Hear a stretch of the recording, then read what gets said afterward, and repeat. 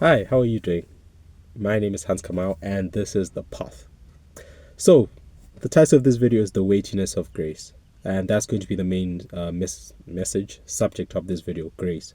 And I want to appreciate God's timing because today is the 28th of January, 2025, and it has been one of the most beautifully orchestrated days by God and also one of the most grace-filled days that I've experienced. I've been applying for my study permit to apply to do my schooling in SA, and so that has been one of the most stressful things that I've been going through, especially because there's a registration period and we're trying to get the registration and all of that. And today was kind of like the deadline, so to say, of everything.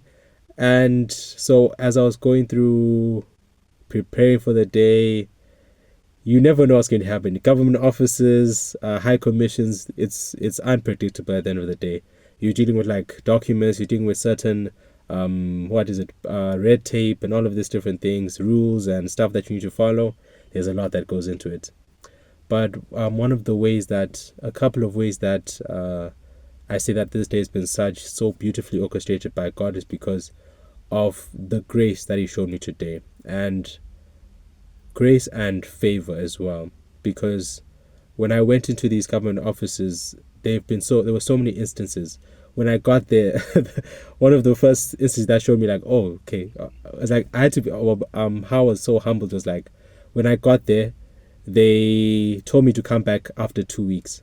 But my stuff is due. I need to be in SA next week, basically. So my dad is like, just go back and ask them again.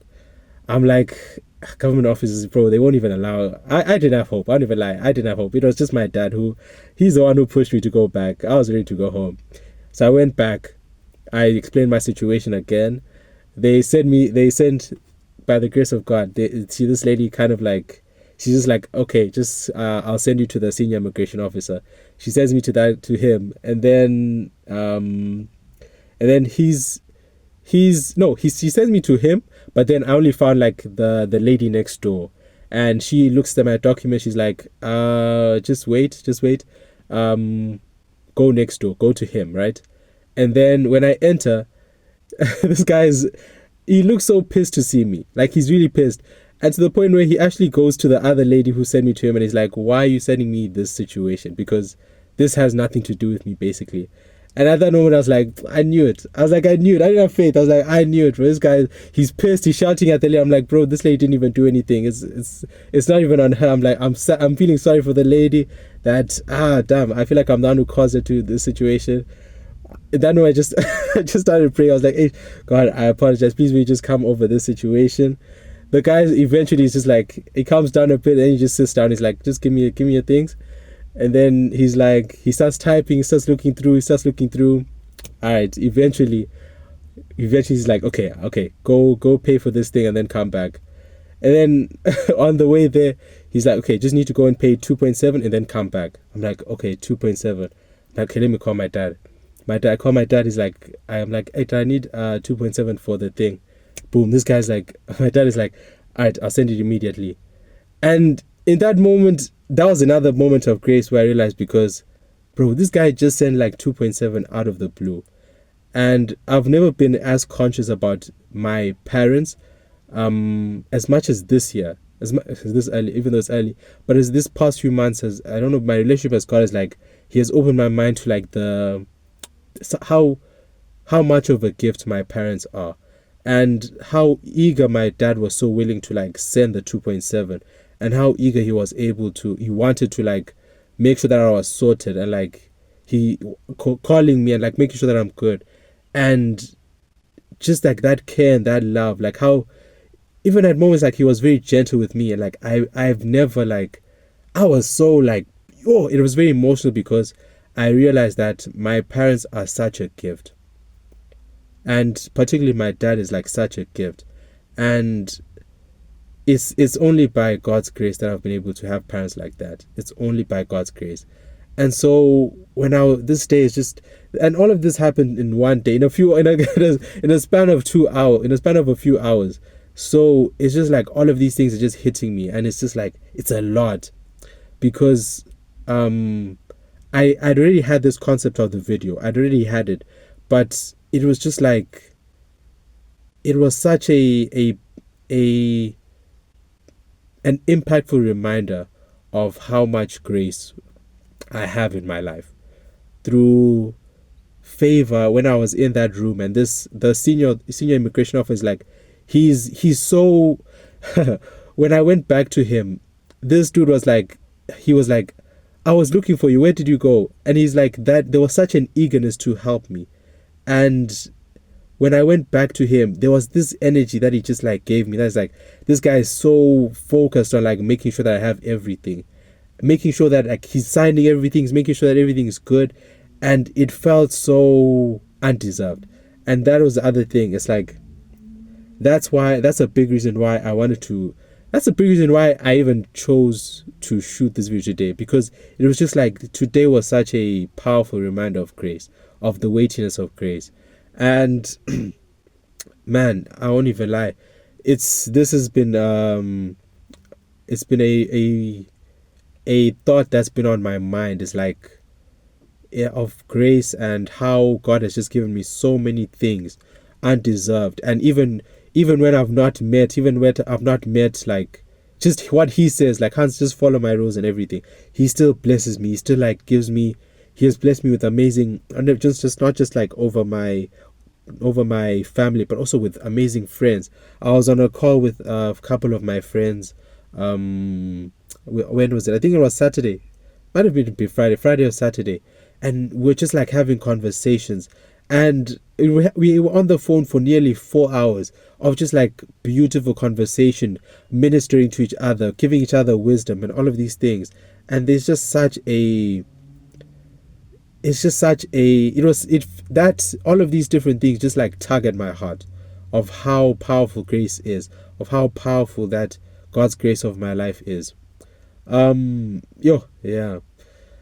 And even beyond that, when I was reflecting on this, my whole life has just been filled with grace. My whole life. I was just thinking about it over my like 22, I've been born for 22 years. None of my family has gone through anything like we've all been alive, like we've all been healthy to some extent. We've all like, and even when we've gone through certain things, bro, it's not like by God's grace, God has been able to provide for us. We've been able to have the funding. We've been able to have resources, family, support structures around us. We're like, we've been able to weather the different storms that life has brought over us. And like, we're still standing strong today. And it's only by God's grace. By God's grace has so much weight. By God's grace, that issue is powerful. And I hope that the one thing that I can convey in this video is like the power of by God's grace, and just like the weightiness of that. That's because and just how powerful and how important and how much of a gift that is, the gift of grace. At the end of the day, the gift of grace that God gives it to us abundantly and without expecting anything in return. And so, whew, man, yeah, so that's just how I wanted to start off this video, just by giving you a piece of where I'm coming from personally, with a bit of the experiences that I've gone through, a bit of my reflections of grace and of the weightiness of grace. So we had to come inside because it got dark outside, but I wanted to present 3 points to just on my understanding of the weightiness of grace, and just how we can explore this topic a bit more in depth, and kind of like with Bible verses as well. So the first point that I have is the weightiness of grace stems from the fact that we can't pay back. We can't pay back God. We've been given this gift, or let me say like this: we've been bought with the price of blood, right? The wages of sin is what? Death. And so the fact that God paid that price for us, and it's a price that we can't even pay back, even if we tried. Even if I tried to live the best, even if I tried to live a life of no sin, it would not I would not be able to do it. And In Isaiah, there's a verse which says that our righteousness is like filthy rags. So even if I try to be righteous, to God it is like filthy rags.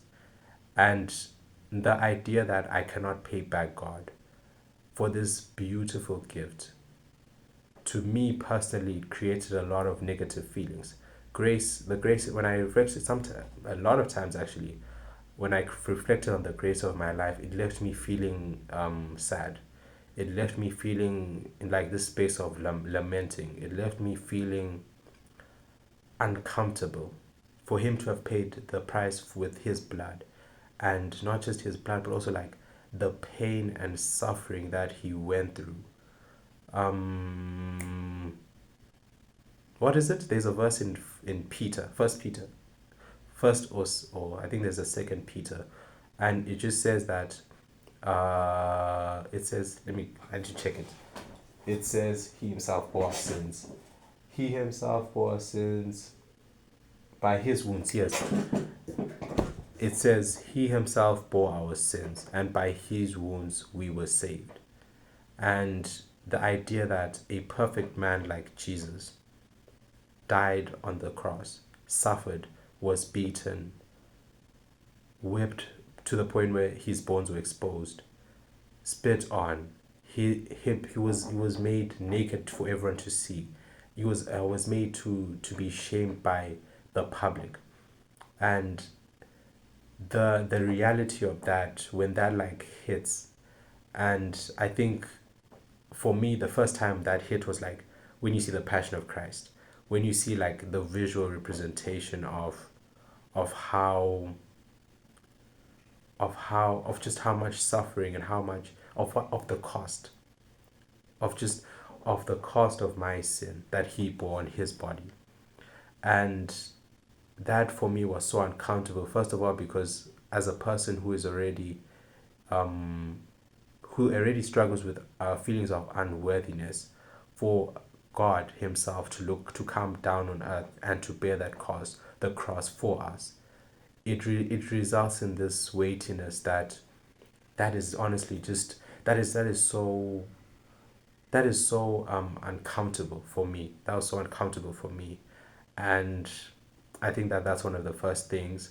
And so that's where I feel that the weightiness of grace comes from, is the fact that it can't be paid off, and the cost of our sin that was taken by Jesus.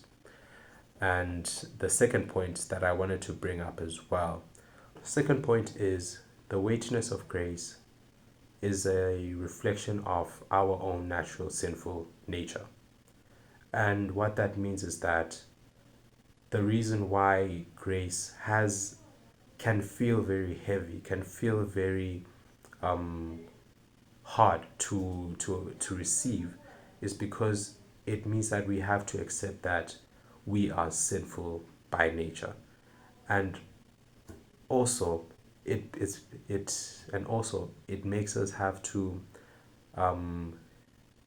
contend with the fact that we are probably going to sin or stumble constantly, because I think we have to go back. But when Adam and Eve sinned, way back, when Adam and Eve sinned, sin entered the world. And ever since then, everyone, everyone except one person, has been shaped by this sin. Everyone has had to contend with wrestling with their flesh every single day. And unfortunately, but for the most part, we have lost most of the battles. And I think that the easiest way to see that is like, for me, if you look at this thing is Galatians, the fruits of the flesh, most of them are like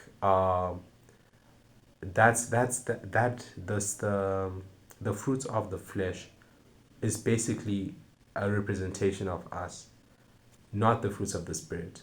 What comes naturally to us is the fruits of the flesh.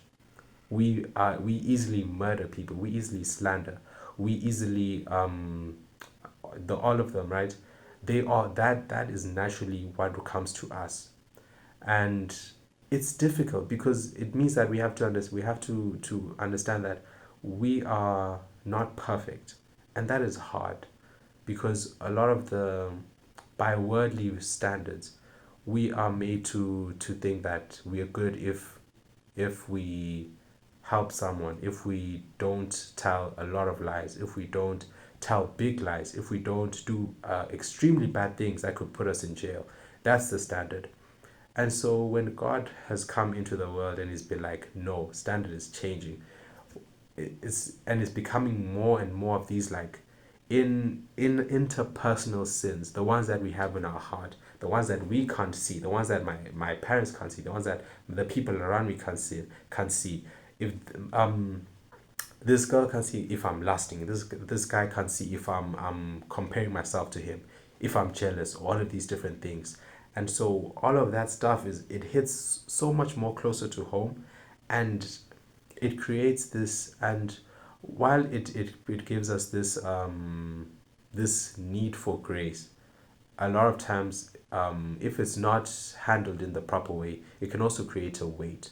And I think it also, in some cases, and I feel like it's like a tangent, but I feel like a lot of times, a big reason why people don't come to God is because it's so hard to look at yourself and to deal with that imperfection.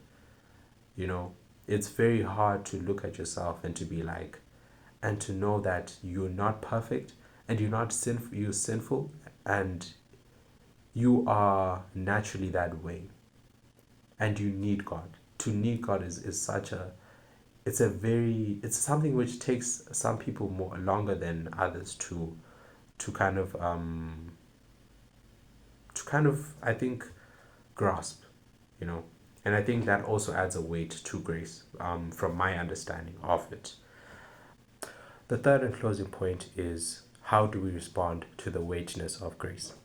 And I have three verses that I would like to close with, that I'll just read through, and just so it can provide a foundation for how we respond to the weightiness of grace. And the first one is, which I should have started. Damn, I should have thought about this before. Uh, ooh, okay. It's always on the page. Let's go. It's first page. Okay, let's go with Second Corinthians 12, verses 9. 2 Corinthians 12, verses 9. It reads, My grace is sufficient. This is the ESV version. It says, My grace is sufficient for you, for my power is made perfect in weakness. Therefore, I will boast all the more gladly of my weaknesses, so that the power of Christ may rest upon me. For the sake of Christ, then I am content with weaknesses, insults, hardships, persecutions, and calamities. For when I am weak, then I am strong. Beautiful. It's a beautiful verse. There's so many things that you can pick on from this verse, but I think the most important thing is that the way that we respond to grace, to the weightiness of grace, is by leaning more into weaknesses. And I love that because it is countercultural, which is so Jesus, but it is countercultural to the fact that the way that we deal with the problem is by leaning more into the negatives of it. And the fact that I suck at I suck at praying. I suck at being kind to my siblings. I suck at lust. I suck at that. Um, I suck at patience. I'm just listing stuff, but basically all of that, right?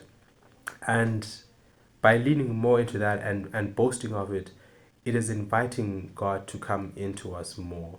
And it is giving us this freedom to be able to be naked. And I think Tim Ross always speaks about the fact that the goal is to go back to Genesis 2. In Genesis 2, when we were naked in the garden, we did not know that we're naked. And that is also like a, it's a what? What is the word? It is a kind of an example of what it means to be vulnerable in front of God, to be truly honest, to allow God to see us as we truly are, and not to try and cover ourselves as Adam and Eve did after they sinned, right? And so it's just that beauty of when we should, it's God, Jesus encouraging us to lean more into our weaknesses is so beautiful, and that allows us to also understand that His grace is sufficient. It allows us to also experience that that sufficiency, and that it is His enough for us, not anything else, right? So the other thing is the next verse that I would like us to go to is Romans 7 verses 24 to 25. So this verse says, "Wretched man that I am, who will deliver me from this body of death? Thanks be to God through Jesus Christ our Lord. So then I myself serve the law of God with my mind, but with my flesh I serve the law of sin." Beautiful. Why I wanted to use this verse as a response to the weightiness of grace is because is because I spoke about the fact that grace elicited a feeling of feeling sad in me. It elicited a feeling of like lament, of uncomfortability, and even pain. Like I was so uncomfortable with like just the grace of God. And so with this verse, it kind of, the Bible has everything. The Bible has everything. And so in this verse, it feels like Paul is going through the same thing that I'm going through, which is like, man, I have done so much and I am constantly falling. Every day I fall, every day I fall short. And what he does is like, instead of falling deeper into that, he uses he uses the weightiness of grace to lead to him giving praise to God. So instead of just sitting in that like of like pity, of self-pity, no, my understanding of how sinful I am is going to result in me giving praise to God. And that is so cool to me because he thanks God. He thanks God. And I think that it is so beautiful to see how he thanked God. And that is how, and I wanted to make the point that any form of response to grace that does not lead to the praise of God is dangerous, and it's evil to a point. It's evil. It's evil. Any form of like anything that does not lead to the praise of God is evil, right? And I think that in this verse it just gives us that understanding that when we do go through that understanding, and when we do recognize the cost that we were bought for, and that Jesus died for us, it is good when we have those negative feelings. It should always lead to the praise of God. And I think that is a beautiful, beautiful response from the Bible. Now, next, the last, second last, because I have one more that I wanna that thank God, it's just I love that I want to share, is in Luke 5. Luke 5 verses, what is it? Luke 5 verses 8. Luke 5 verses 8 to 11. So, quick context. Jesus was calling Peter in this point. Oh, Simon, sorry. Simon Peter. So, Jesus was calling Simon in this. This is what like he was first calling the disciples. And so it reads, "But when Simon Peter saw it, he fell down at Jesus' feet, saying, 'Depart from me, for I am a sinful man, O Lord.' For he and all who were with him were astonished at the catch of the fish they had taken. And so were James and John, sons of Zebedee, who were partners with Simon. And Jesus said to Simon, 'Do not be afraid. From now on you will be catching men.' And when they had brought their boats to land, they left everything and followed him."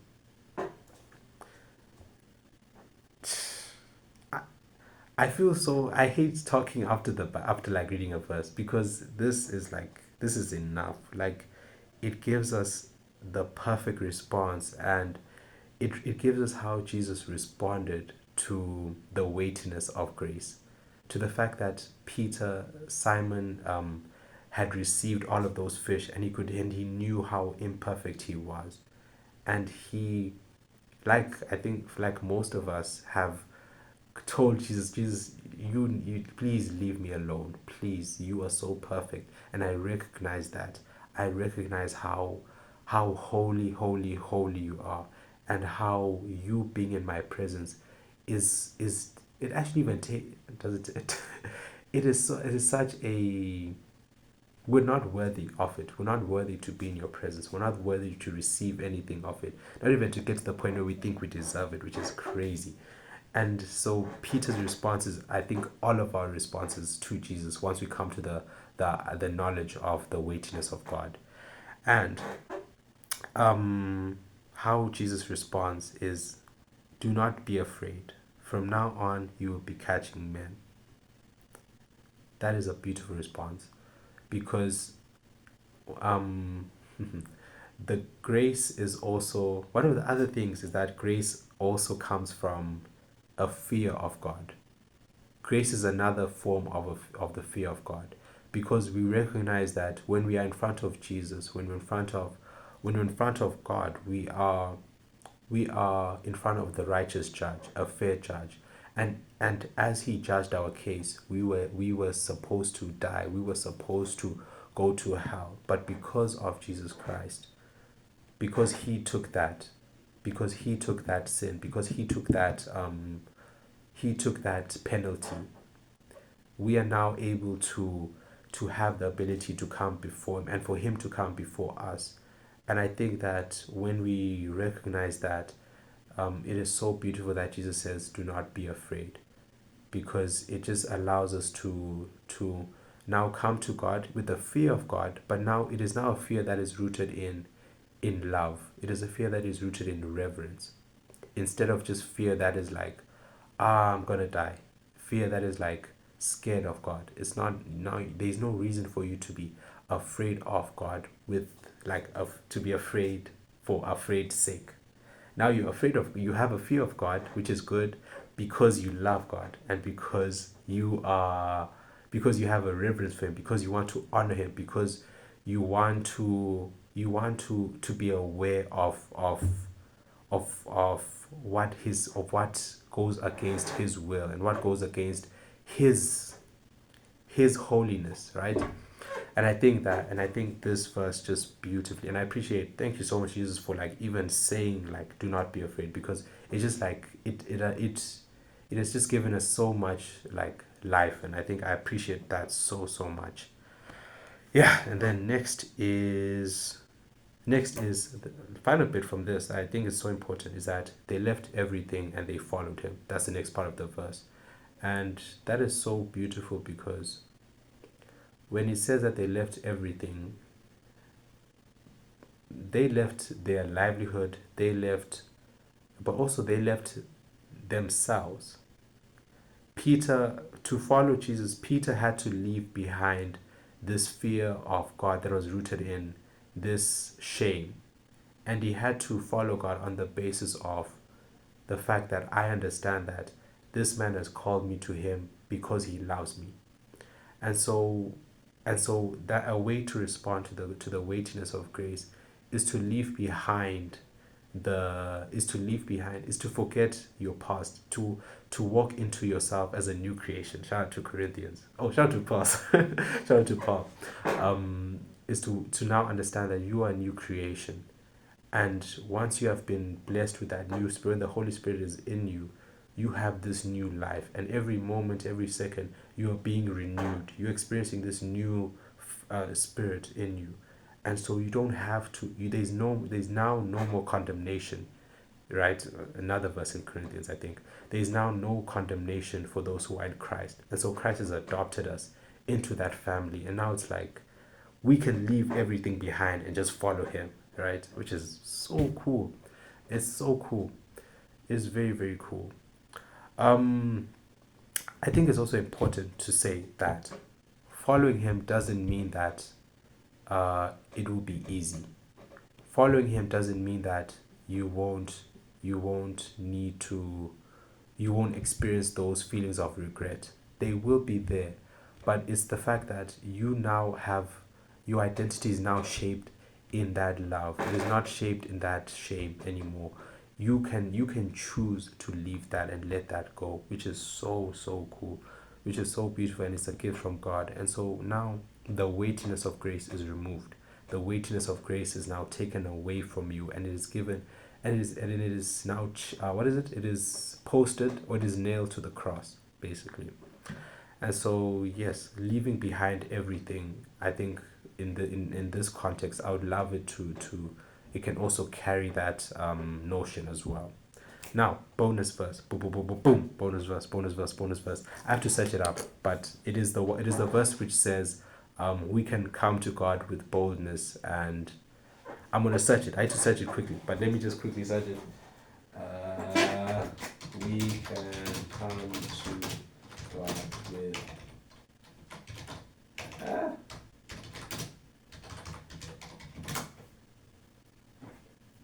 So it says Hebrews 4:16. Come on, come on, come on, come on, come on, come on. Hebrews 4:16. Hebrews 4:16. Damn it, where is it? It is okay. There we go. There we go. There we go. There we go. There we go. All right. Hebrews 4:16. Hebrews 4:16. Come on. Hebrews 4:16.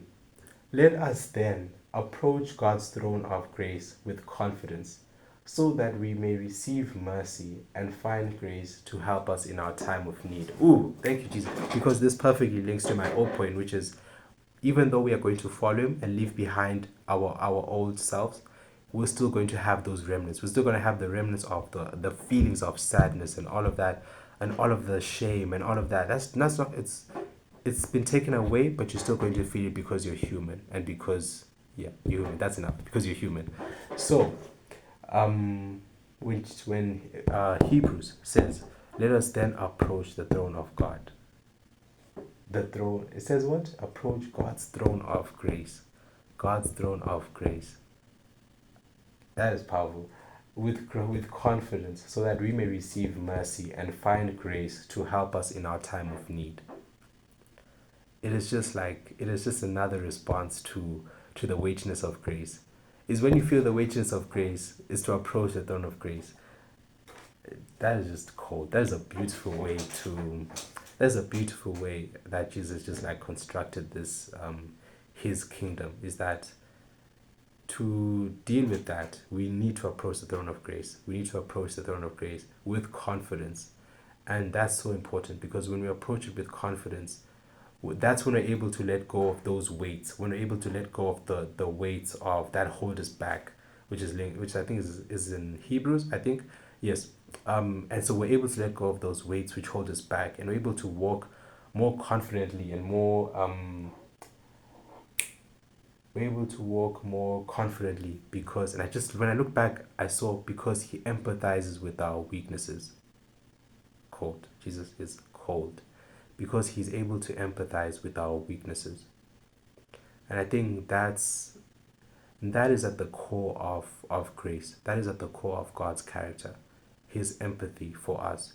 His empathy for for me going through my own struggles with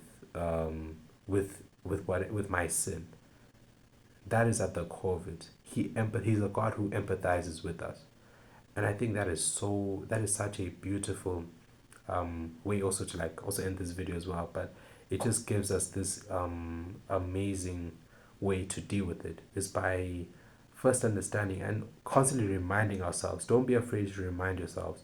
These are concepts which you have to keep reminding yourselves. Again, you have to keep reminding yourselves every day. Like when you stumble, God, you said that you empathize with my weaknesses, that I can come to your throne of grace with confidence, and there I will find mercy and grace. And it's like, that is so important, because Jesus died for you, and because he loved you. And I think that is such a beautiful, beautiful it's such a beautiful reality that we're able to live in, you know. And yeah, that's such a beautiful reality. I think that's all I have. That's all I have for today.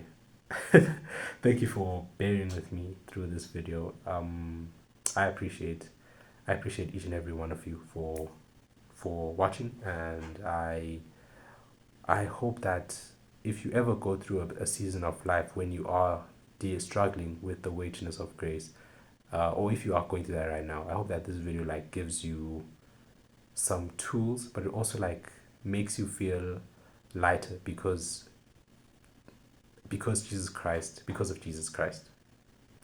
Yeah, that's what I hope. Thank you so much again. Um, uh, thank you so much. Thank you. I want to do something very, very bad. I want to do something.